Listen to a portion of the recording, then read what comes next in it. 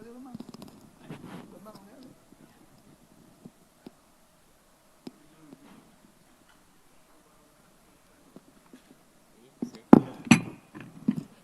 ada ya rak. Kita biarlah. Ada ya. Rendang aja lagi.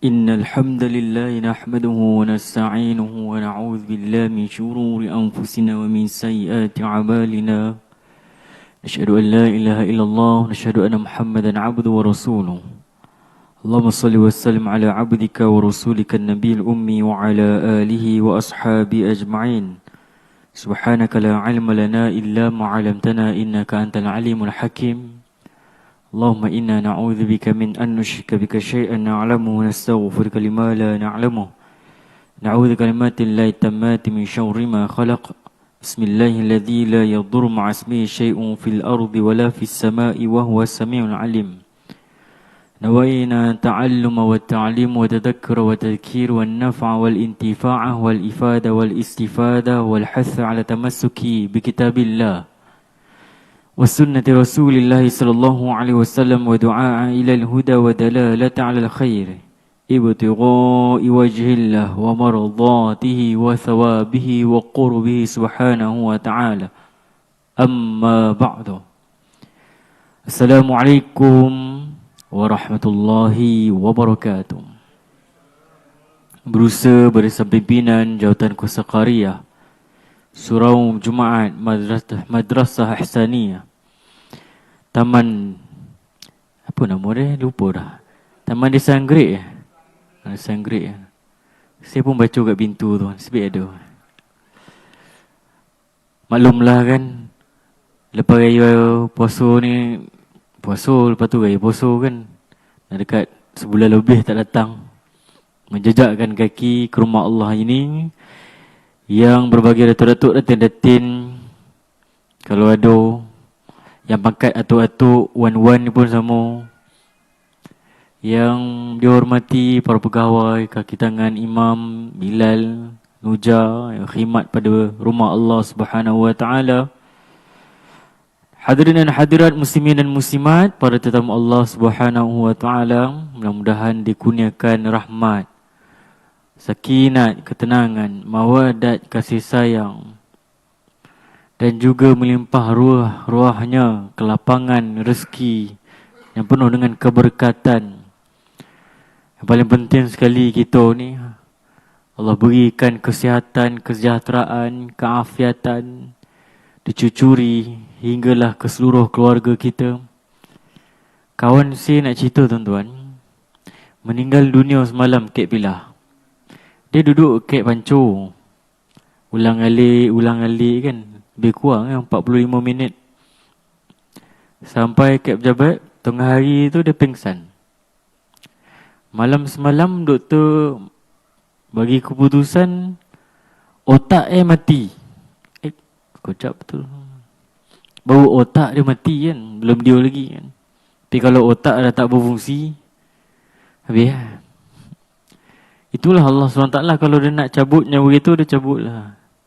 Pengakhiran kita bagaimana, kesudahan kita belum tentu lagi bagaimana keadaan kita di pengakhiran hayat hidup kita.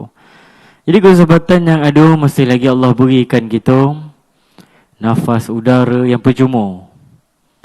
Kalau nak ikutkan tuan-tuan, orang yang susah nafas, kalau hospital kerajaan tu tak apalah bayar RM2 dulu kan. Kalau swasta, tabung oksigen tu 1 tong, saya tak berapa ingat lah dia berapa ons. Kalau kurang oksigen, dia pasang bantuan pernafasan tu saja, bil keluar, saya ingat saya ada kenalan saya 13,000 satu tabung. Kenapa tak pakai udara biasa kan? Ada bantuan pernafasan yang manusia buat lain. Tapi kita ni Allah bagi daripada mula-mula kita lahir di dunia ini, sikit pun kita tak pernah khawatir bahawasanya udara yang kita hirup, yang Allah kurniakan pada kita untuk bernafas dan fungsi pada setiap tubuh badan, organ, jisim kita ini, Allah berikan kepada kita. Sikit pun Allah tak minta apa-apa. Apa yang Allah minta? Dalam firman Allah Subhanahu wa taala, "Wa ma khalaqtu jinna wal insa illa liya'budun." Allah ciptakan manusia jin ni untuk beribadat pada aku. Inni ja'ilu fil ardi khalifah. Aku jadikan kau ni, wahai Adam, dan jatuh kepada kita sebagai khalifah di muka bumi Allah. Itu ialah kerja kita. Kerja hakiki, realiti kita itu ya tuan-tuan. Kalaulah orang yang bermasuk Islam, biasa pejabat saya orang masuk Islam kan, dia tanya, kita tanya dulu kenapa nak masuk Islam. Biasanya kalau yang masuk Islam lelaki, dia masuk Islam Cina ke India ke, nak menikah dengan orang Melayu perempuan gitu. Apalah, baguslah. Ataupun orang perempuan yang bukan Islam, dia memeluk agama Islam sebagai saudara baru sebab perkahwinan. Ada juga hidayah. Dia rajin, selalu didenangkan azan, dengar orang mengaji, tengok orang semayang, terdedah. Hidayah Allah beri. Jadi bila dia bagi tahu alasan yang masuk Islam sebab hati dia terbuka untuk memeluk agama Islam. Dan dia tanya pada kita, kenapa perlunya kita memilih Islam, agama yang menyembah Allah, sedangkan kita meyakini Allah itu esa? Mengapa pula Allah sebagai Tuhan yang esa boleh biarkan manusia, jin yang dikatakan beribadat pada dia, Allah biarkan mereka ini jauh sesat daripada tidak menyembah Allah? Bermaksud, ada agama lain, mereka boleh amalkan apa yang mereka percaya sebagai Tuhan selain Allah. Allah biar. Sebab apa tuan-tuan? Inna akramakum indallahi atqakum. Allah muliakan gitu siapa yang paling bertakwa. Maka tuan-tuan, perempuan hadirin yang dikasihi oleh Allah Subhanahu wa taala, kalau nak kata kita ni mengaku orang bertakwa, mustahil lah kan. Si orang takwa ustaz, hari-hari semayang jemaah ke masjid surau, hari-hari baca Al-Quran setiap masa, dan sentiasa zikrullah, mengingati Allah, saya takwa. Tetapi tuan-tuan, perempuan hadirin sekalian, kalau kita ukur diri kita dan kita mengaku diri kita ni orang yang paling baik, paling soleh, paling bertakwa, hanya saja kita takkan mendekati benda yang ke arah kebaikan sebab kita rasa kita baik. Baru ni kita tengok keputusan SPM, bukan main, melonjak tinggi kan. Ramai dapat A sebab datang awal. Yang datang lambatlah A dah habis kan. Tapi nak dikhabarkan tuan-tuan dan puan, adalah parameter orang tengok kejayaan pembelajaran melalui subjek dia, iaitu melalui ujian. Tetapi bagaimana ujian dia itu adalah sebagai bekalan dia selepas pengajian. Macam tu juga kita di muka bumi Allah. Allah titipkan ujian untuk Allah lihat kita ni beriman, bertakwa, taat padanya ataupun tidak. Belum tentu ustaz masuk syurga tuan-tuan. Belum tentu ustaz, orang agama, imam dia boleh bawa anak dan isteri dia masuk syurga Allah. Sebab itu kita merasakan belum layak kita masuk ke syurga Allah ini, kita buat baik.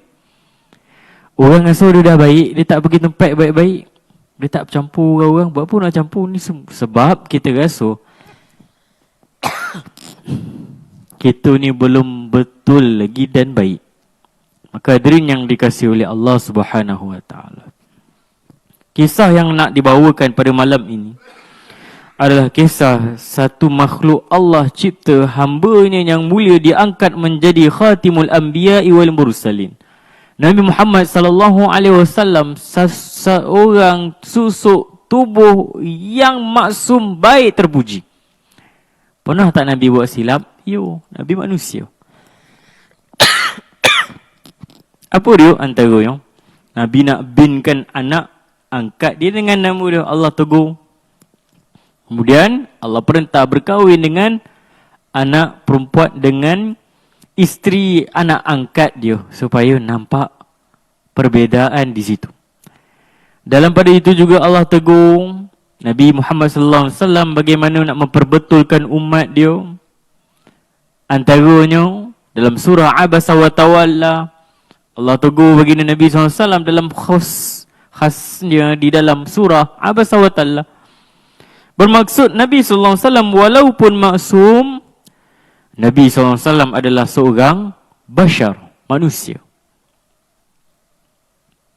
Cuma yang berlaku, kadang-kadang kita buat silap, orang payah nak terima gitu. Siapa dia kan? Seorang lelaki lah selalu buat silap dengan orang rumah dia kan.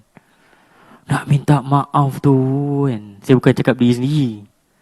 Saya hari-hari menghadap dekat pejabat. Tak maaf suara tak berapa nak elok.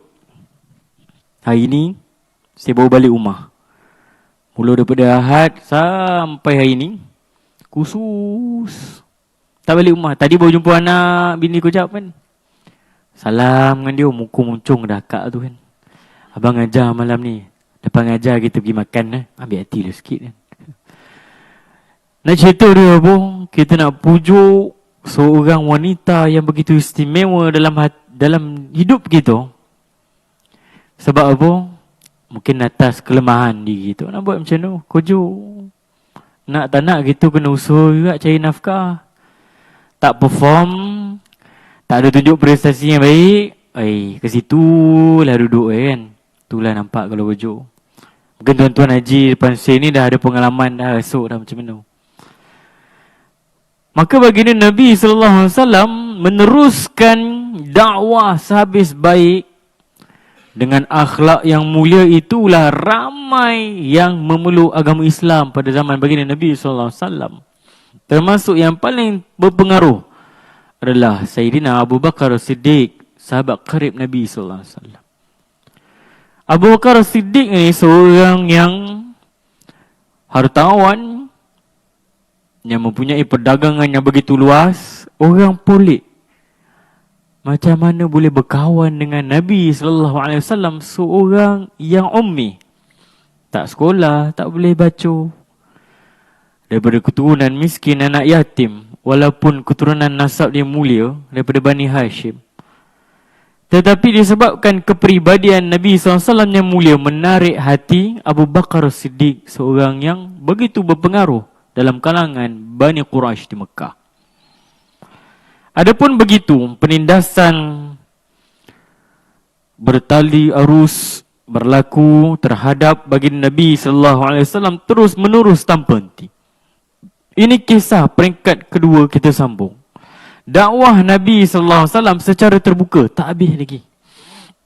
Cerita ni kalau nak bincang, saya mula kitab ni bila je? 2024 ujung. Ada dalam apa nama catatan saya. Kita baru cerita pasal Nabi SAW punya dakwah pada versi dakwah yang kedua, secara terbuka. Nabi SAW berdakwah, mengajak saudara mara dia, sehingga Nabi berdakwah kepada keluarga dia kumpul, kerajaan, cerita macam contoh hari raya lah kan. Tengah kumpul adik-beradik, wahai ayah saudaraku, ibu saudaraku, anak keponakanku, saudara mara, sahabat andai semua, bahawasanya aku adalah utusan ilahi mengajak kamu agar bertakwa kepada dia, supaya kamu tidak akan dicampakkan sesaan di api neraka. Lebih kurang macam tu. Abu Lahab bangun, dia tongkingnya Nabi SAW, Muhammad, apa benda ni? Kau nak cerita apa? Jangan mengarut. Dalam kerajaan kita ni tak cerita perkara mengapu pasal kau. Saya recap sikit. Kemudian nak dekat dengan musim haji pada ketika itu, orang kafir Quraisy dengan pemimpin dia komplot supaya halang Nabi SAW supaya berjumpa dengan masyarakat-masyarakat luar yang datang mengerjakan haji tawaf di Mekah ketika itu. Nabi SAW pergi ke Su'ukas, jumpa jemaah-jemaah haji yang berpegang dengan agama Hanif Nabi Ibrahim AS. Nabi ceritakan tentang kisah Allah Subhanahu Wa Taala, tentang hari kiamat, tentang syurga, tentang neraka. Berimanlah pada Allah. Lepas tu dah jumpa siapa yang Nabi SAW dakwah, orang Quraisy kafir ni termasuk Abu Jahal, panggil yang Nabi SAW jumpa, cerita tentang Islam, memburukkan Nabi SAW, kata Muhammad ni dia ni gila. Jangan dengar cerita dia membungak itu. Tak usah dia layannya. Dia bukan botol kepala dia. Dia ni ahli sihir. Dalam pada itu, Nabi SAW tetap meneruskan dakwah secara terbuka. Sampai tahap Nabi SAW nak keluar rumah, susah Nabi nak keluar rumah. Mereka campakkan sampah sarap. Tuan-tuan tahu sampah sarap, tuan-tuan? Apa beza sampah dan sarap? Saya khusus minggu ni, tuan-tuan, saya khusus bahasa Melayu. Mursyid muda bawah Intan. Mursyid muda ni dia belajar tata bahasa yang aras tinggi. Bila bincang tentang sampah sarap tu, saya rasa nak dekat setengah jam kat pensyarah saya tu aja. Sampah sarap. Dia kata majmuk ko, dia ni kata sendi ko. Dia ada perbincangan, kata adjektif. Sampah sarap, sampah tu sampah, sarap tu yang kecil-kecil tu. Seringkaskanlah kan. Dia tulis nota dia panjang. Tadi pagi periksaan, kalau lepas tu dapat naik mursyid dewan pula kan. Sebab apa nak jadi antara pakar rujuk bahasa Melayu dalam jabatan. Untuk kelebihan sikit ada ikhtisas lah kat situ. Jadi bila dia kata kan, sampah sarap rumah orang semua tu lungguk depan rumah Nabi SAW. Sehingga kan Ummu Jamil, isteri kepada Abu Lahab, mak menekan Nabi SAW, ada ganting-ganting pokok-pokok yang berduri tu dah campak kat depan rumah Nabi SAW. Punya benci kepada dakwah Nabi SAW, nak halang. Sanggup mereka buat macam tu, tuan-tuan. Sakit hati dengan jiran kan, tuan-tuan kan.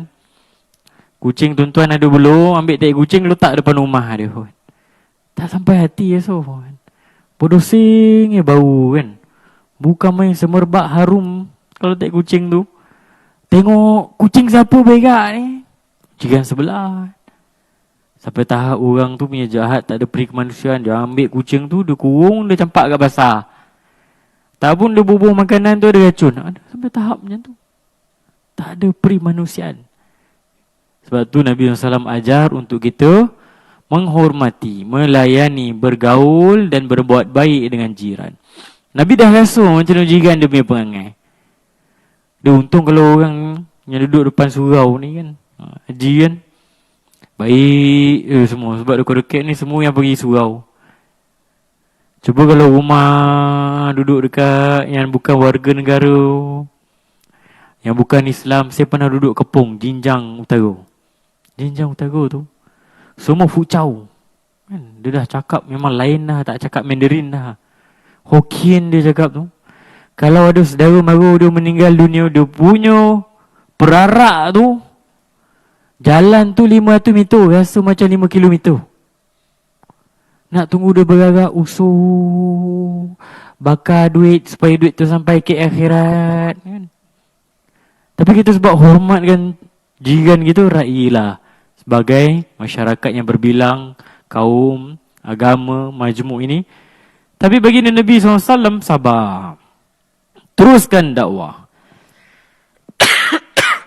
Dalam pada itu juga, kehidupan bagi Nabi SAW sepanjang dia menggerakkan usaha dakwah ini, tetap dipelihara dan dijamin keselamatannya oleh Abu Talib, bapa saudara Nabi SAW. Jadi pada itu juga, Abu Jahal ini dia dengar ada seorang yang dihormati dan dijamin keselamatannya memeluk agama Islam. Kemudian dia mencela dan menghinanya serta menjanjikannya kepada kerugian yang teruk terhadap harta dan kedudukan dia. Siapa dia tuan-tuan? Selain Abu Bakar Siddiq. Abu Bakar Siddiq ni harta dia banyak. Tetapi bila dia memeluk agama Islam, seluruh hartanya digadaikan untuk umat Islam. Bismillah. Tak izin je Alhamdulillah. Dalam pada ketika itu juga, sebagaimana umat Islam termasuk golongan Bani Hashim di Mekah dipulaukan oleh orang Quraisy di Mekah. Nak menego makanan tak boleh beli. Jangan jual ke orang Bani Hashim. Jangan jual ke orang Islam.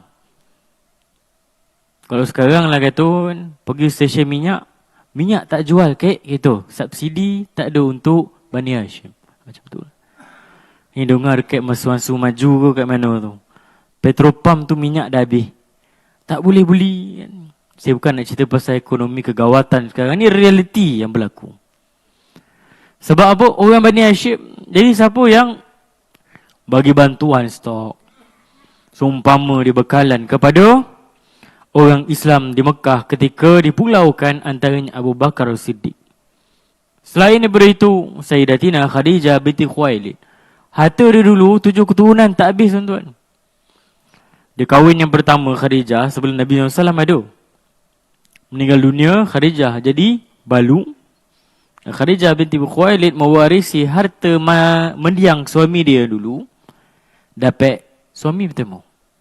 Kahwin lagi sekali meninggal dunia. Aisyah kahwinnya meninggal dunia dan lain macam ni kan. Tapi nak jadi suratan takdir yang ditentukan oleh Allah Subhanahu Wa Taala, Khadijah Khuwailid menyambung juga harta pusaka mantan suaminya dulu yang meninggal dunia. Kemudian harta dia tu, dia antara orang yang paling kaya daripada 12 orang terkaya di dalam Mekah. 12 orang tu siapa? Antaranya Abu Bakar Siddiq, Sayyidina Uthman bin Affan, Abu Lahab bin Abdul Muttalib. Lagi siapa lagi tuan-tuan? Abu Sufyan, antara yang kaya.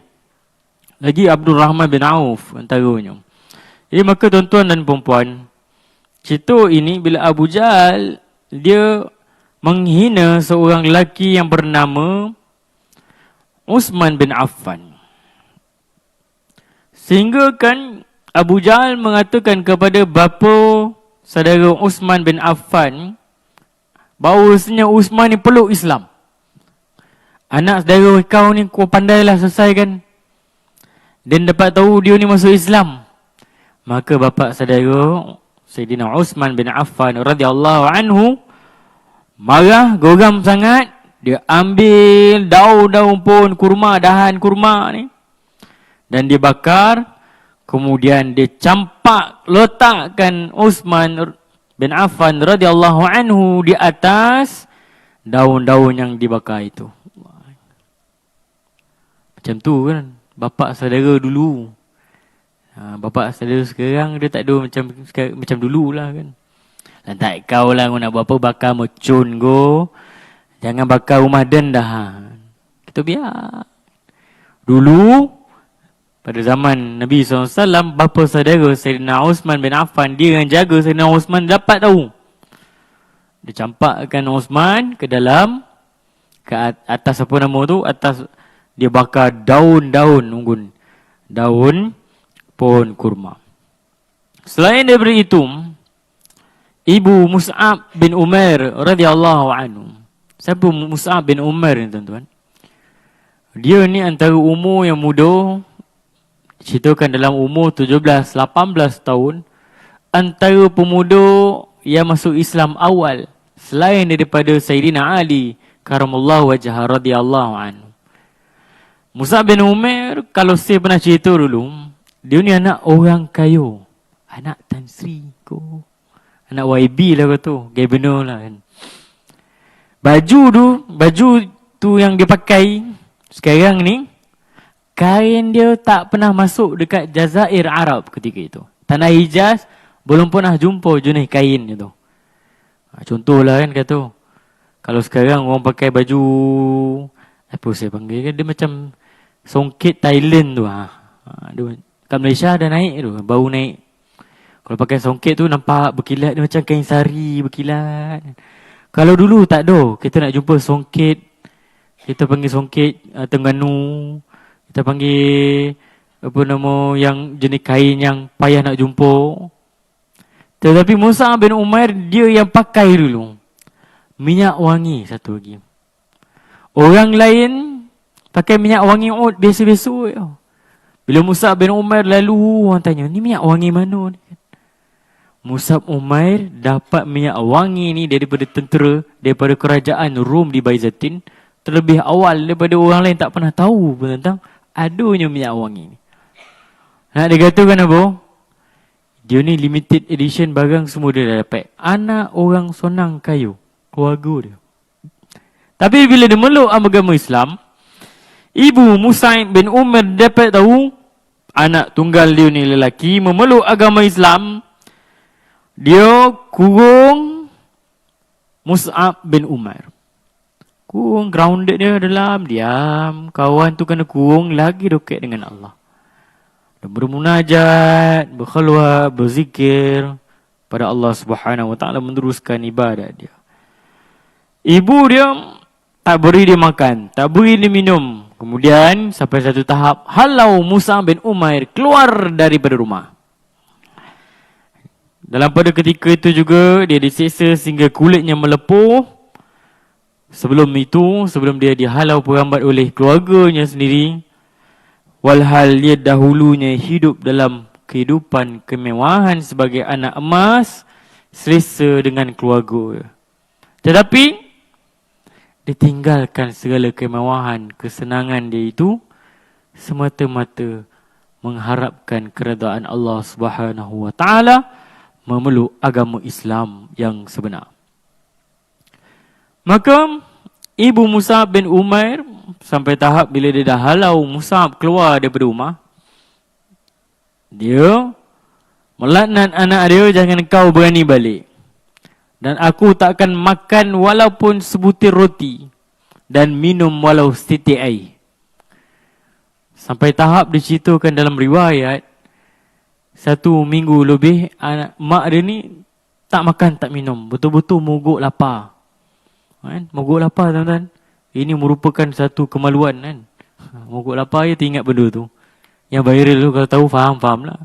Tapi nak diceritakan adalah Mus'ab bin Umair tanya kepada baginda Nabi SAW, ya Rasulullah, ibuku ini merajuk dia kata fa'inna ummi za'ala, bahawasanya ibuku ni merajuk dengan aku. Bagaimana? Pujuklah. Walaupun dia tidak beriman, tunjukkanlah dia agama Allah yang sebenar. Dia pergi jumpa ziarah mak dia. Mak dia tak nak makan, tak nak minum, dia suap, dia lemparkan pinggan mangkuk tu kan. Jadi dia tanya kepada ibu dia, wahai ibu, kalau ibu tak makan, tak minum, aku tidak khawatirkan kau. Yang aku khawatirkan azab Allah di akhirat kelak ke atas kau. Kau nak makan tak minum kau apa terpulang pada kau. Sesungguhnya aku takkan tinggalkan agama tauhid Allah ini kerana kau. Mak dia diam. Tak lama lepas tu mak dia makan lah kan. Maksud dia, mak dia nampak ibu kepada Mus'ab bin Umair, anak yang dia didik, jago, menatang minyak yang penuh ini, sikit pun tak tegal meninggalkan seruan Allah Subhanahu wa taala atas nobat pengorbanan Mus'ab bin Umair pada perjanjian Aqabah yang pertama. 12 orang warga Yathrib datang bertemu Nabi sallallahu alaihi wasallam menyatakan hasrat mereka supaya ajarkan kami akan Islam kepada kampung halaman kami di Yathrib. Maka Nabi SAW menyambut dengan hati yang terbuka. Tak apa, Mus'ab, kau pergilah duduk kat Yathrib. Ajarkan mereka dan kembangkanlah Islam di bumi Yathrib. Maka Nabi SAW dah bersabda begitu. Mus'ab Umair menyahut seruan baginda Nabi SAW. Kesan dia apa? Sebelum Nabi sampai di Yathrib, ketika hijrah Nabi yang sempurna, ada perjanjian Aqabah yang kedua. Pertemuan datang pula lebih kurang, saya lupa berapa angka yang datang, seramai mana. Tapi mereka membuat sumpah setia dan membuat satu dipanggilkan Piagam Madinah.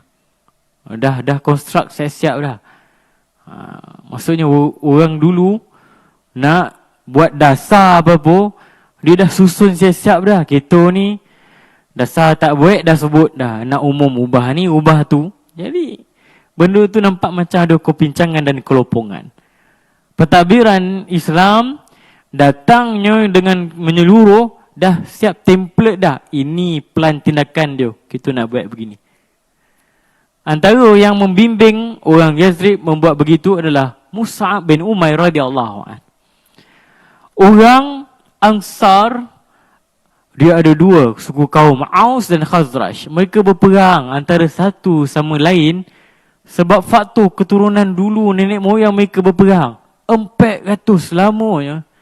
Kesan daripada Mus'ab bin Umair mendidik mereka kenal Islam, mereka dapat berbaik antara satu sama lain dan memadamkan dendam 400 tahun tu. Tuan-tuan, kita tak boleh buat macam Mus'ab bin Umair. Allahu Akbar. Selain daripada itu, Bilal bin Rabah, siapa dia? Seorang hamba kepada Umayyah bin Khalaf al-Jumahi. Umayyah bin Khalaf al-Jumahi ini, dia ni kawan baik kepada Abu Jahal. Kawan baik kepada Uqbah. Uqbah ni siapa? Dia ni yang ganggu Nabi SAW solat di depan makam Nabi Ibrahim dekat dengan Hijr Ismail itu. Dia yang letak perut unta ketika Nabi sedang sujud tu. Uqbah nama dia.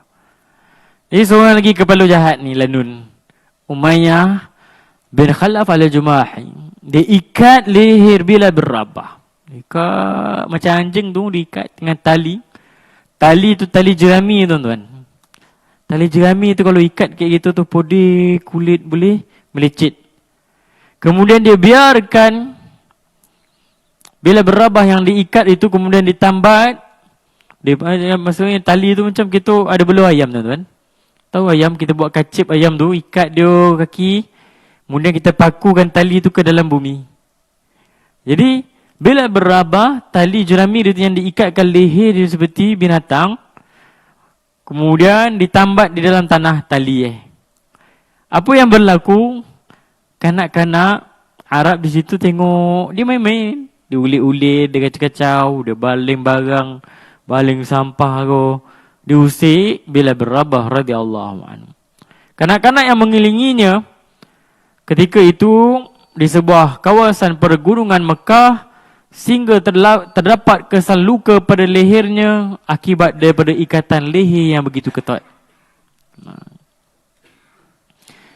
Dalam pada itu juga, dia disuruh, Bilal bin Rabah itu disuruh duduk di bawah sinaran terik matahari dan membiarkannya kelaparan berhari-hari. Sesaat yang lebih teruk yang berlaku ke atas Bilal bin Rabah, apa dia? Dengan membawa Bilal keluar pada waktu tengah hari yang panas, kemudian Bilal dilemparkan di atas tanah yang rata di Mekah, dan Umayyah meletakkan seketul batu besar di atas dada Bilal bin Rabah. Tuan-tuan kalau pernah ziarah ataupun mengerjakan ibadah umrah di tanah haram tu, bayangkan tuan-tuan, macam mana kita letakkan kaki kita di atas lantai yang panas. Waktu siang lah cerita tak pakai kasut, cuba jalan, sembayang atas tile tu. Itu baru mama tile belum tanah gatal lagi. Melopoh kaki kawan saya tu, dia mutawif, kaki belakang tumit tu terpecah, kering. Panas keringnya tu. Bagaimana pula berlaku ke atas Bilal bin Rabah yang tidak berpakaian, separuh diikat di leher di tengah panas, kemudian dihempapkan seketul batu yang besar di atas dada Bilal bin Rabah. Ini antara kisah sahabat-sahabat ketika mana diancam, disiksa semata-mata untuk kita generasi menerima agama Allah Subhanahu Wa Taala sehingga ke hari ini. Inilah pengorbanan Nabi SAW dan para sahabat buat kita. Mudah-mudahan kisah yang kita dapat tahu sedikit pada malam ini menjadi penghargaan kita atas pengorbanan Nabi SAW dan para sahabat, dan kita merasakan kita perlu lebih memperhebatkan pengorbanan kita sebagaimana orang terdahulu bercuba sedaya upaya agar syiar Islam terus mekar di bumi Allah Subhanahu wa taala. Qul qauli hadza wa astaghfirullah li wa lakum. Assalamualaikum warahmatullahi wabarakatuh.